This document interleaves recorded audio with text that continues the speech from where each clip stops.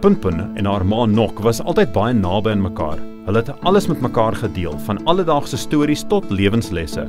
Maar op 'n dag het Punpun iets nuuts en baie spesiaal huis toe gebring, 'n ontdekking wat sy by die skool gemaak het. Dit was nie maar net nog 'n skooltaak nie, dit was iets wat beide van hulle se lewens sou verander. Soos meeste van haar klasmaats het Punpun nog nooit 'n Bybelstorie gehoor toe sy haar eerste dag by die Sewendag Adventiste skool in Korat, Thailand bywoon het. Ek het niks geken nie. Toe ek hier kom, het die onderwysers ons 'n Bybelliedjie laat sing. Ek het daarvan gehou en het meer daarna geluister. Ek hou baie van die stories. Sy het begin om die Bybelstories met haar ma te deel, wat toe ook nuuskierig geraak het omtrent die lesse. Sy het aandagtig geluister en meer na my begin luister. Sy sou selfs my vra om haar te vertel. Ek leer haar baie nuwe stories, want wanneer ek studeer, hou ek daarvan om te praat.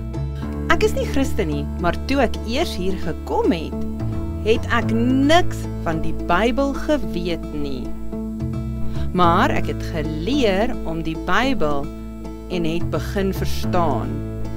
Ek het nog baie om te leer. 'n Paar jaar gelede kon hierdie skool 'n splinternuwe fasiliteit bou te danke aan die ondersteuning van die 13de Sabbatskool offergawe. In die nuwe skool is daar meer bome en baie meer spasie. Daar is ook 'n kerk. Ons het groter klaskamers in die gebou. Die ou skool was regtig baie klein gewees. Met meer spasie, groter klaskamers en die pragtige nuwe kerk kan die studente groei, akademies en ook geestelik. Die impak van hierdie projek bly steeds groei. Dit vorm jong mense se lewens, asook die lewens van hulle families. Nok was diep geraak deur die liefde en sorg wat die onderwysers aan die studente geopenbaar het. Sy kon sien dat daar 'n behoefte by die skool was en het geïnspireerd gevoel om iets terug te gee. As gevolg hiervan het sy splinternuwe speelgoedtoerusting vir die kinders geskep. Hierdie nuwe speelgrond het 'n lewendige ruimte geword waar studente kan lag, hardloop en vriendskappe bou.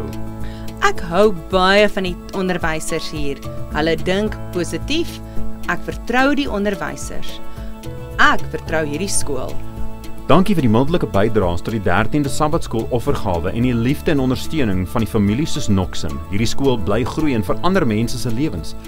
Bid asseblief vir Punpun en Nok en die ander families wat besig is om te leer omtrent 'n God wat vir hulle lief is. Dankie vir die 13de Sabbatskool offergawe en u hulp om die lewens van die mense in Thailand te verander.